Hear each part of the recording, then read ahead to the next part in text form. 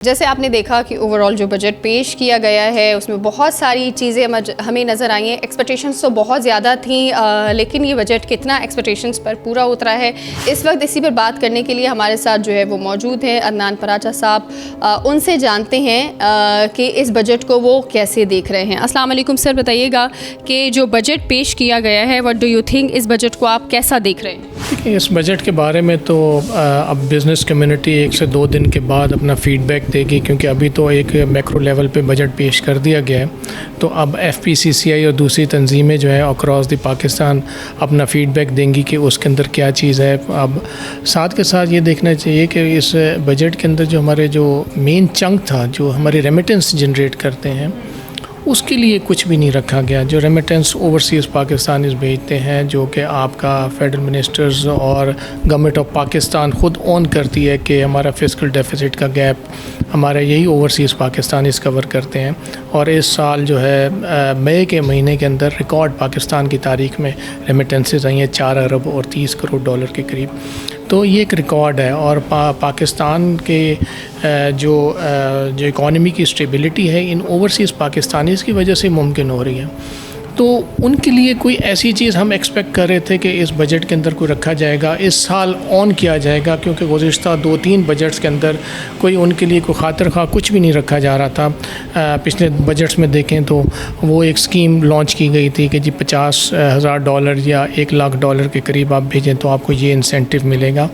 تو میں تو یہ کہتا ہوں کہ ہمارے جو ہے نا 85% کے قریب جو ہمارے جو اوورسیز پاکستانیز ہیں انسکلڈ لیبر, ڈرائیور اور اسکلڈ لیول کے کیٹیگریز کے ہیں, اور جو اسپیشلی گلف اسٹیٹس کے اندر رہ رہے ہیں اس ٹائم پہ. تو ان 85% کو بھی کوئی پلیٹ فارم نہیں دیا گیا, کیونکہ انہوں نے 5 سال 7 سال کے بعد مڑ کے پاکستان آنا ہوتا ہے.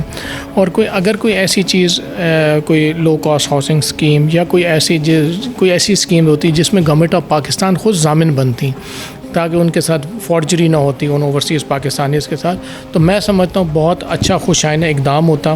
کیونکہ ہماری جو اوورسیز پاکستانیز ہیں ان کا پوٹینشیل جو ہے وہ 40-41 ارب ڈالر کا نہیں ہے, ان کا پوٹینشیل $50 بلین کا ہے. اور یہ ہم پوٹینشیل لوز کر جائیں گے, کیونکہ آنے والے جو خطے کے اندر جو حالات و واقعات چل رہے ہیں, تو اس کے بعد وہ دیکھنا یہ پڑے گا کہ ہمارے جو اوورسیز پاکستانیز ہیں وہ انٹیکٹ وہاں رہتے ہیں, ان ممالک کے اندر جاب کریشن ہوگی کہ نہیں ہوگی, یا کچھ وہ اس ٹائم پہ وہاں ان ممالک کے اندر, کیونکہ وہ تمام ممالک جو ہے نا اب ڈیفنس بجٹ کو بڑھا رہے ہیں.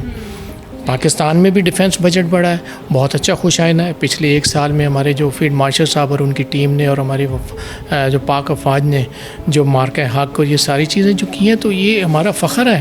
اور ہمارے پورے ہمارے پاکستان کو پوری دنیا میں اون کیا گیا ہے.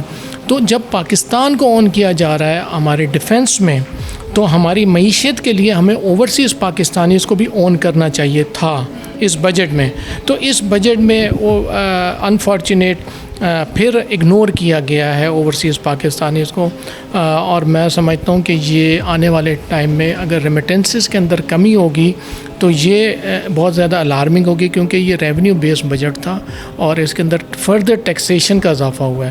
تو ہمیں ریمیٹنس امیجیٹ بیسس پہ شارٹ ٹرمز کے اندر ریمیٹنسز ہی واحد ہمارے پاس حل ہے, جس کے اندر ہم 6 سے 8 ارب ڈالر کا اضافہ کر کے اور ہم یہ کر سکتے تھے, اس کے اندر فسکل ڈیفیسٹ کا گیپ کور کر سکتے ہیں.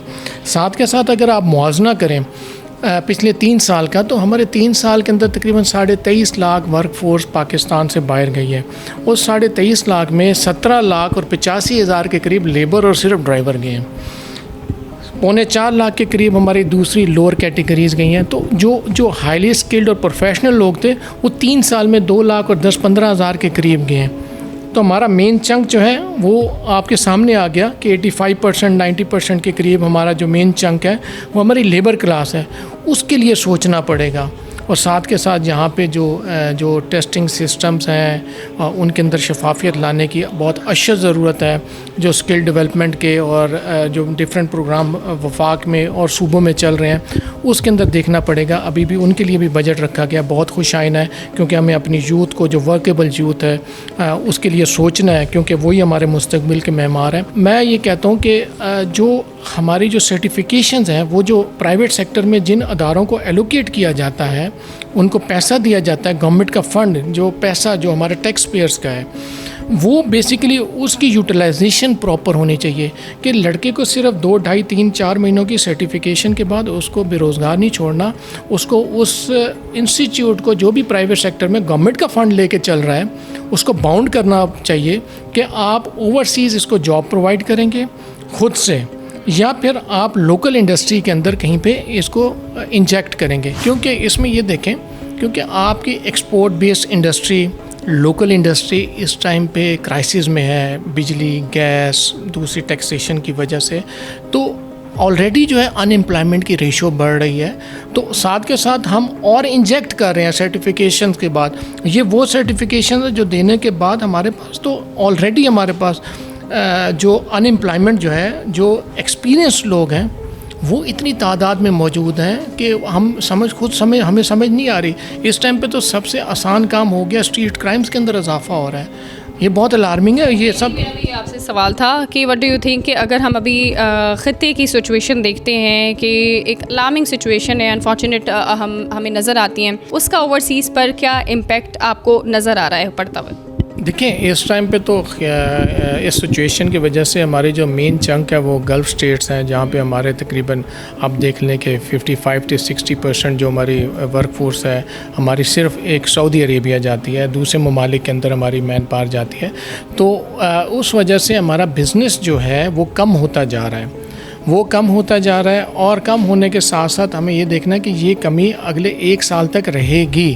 بھلے اس ٹائم پہ جنگ کی ختم بھی ہو جائے یا اس کے اندر کوئی ایسے سینیریوز ہیں, تو آپ کا یہ 1 سال تک یہ فیلڈ کم سے کم افیکٹ رہے گی. تو میں یہ دیکھ رہا ہوں کہ ریمیٹنسز کے اندر جولائی آن ورڈ کہیں کمی نہ پیش آ جائے, اور ہمارا جو ورک فورس کا ہم بزنس جنریٹ نہیں کر پا رہے, ہمیں B2B بزنس نہیں مل رہا کیونکہ ہمارے گلف ممالک اس ٹائم پہ کرائسس میں ہیں اور وہ ورک فورس پاکستان سے دوسرے ممالک سے نہیں لے رہے.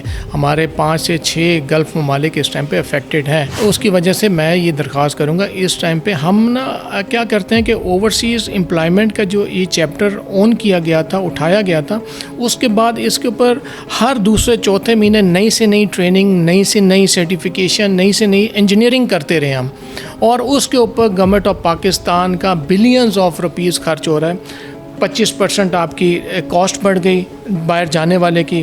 اب وہ کاسٹ بھی بڑھ گئی, کرپشن بھی ہو گئی, اور ساتھ کے ساتھ ہمارا اب مین پاور کا بزنس بھی کم ہو رہا ہے. تو اس کے بارے میں سوچنا ہے ہمیں پوری.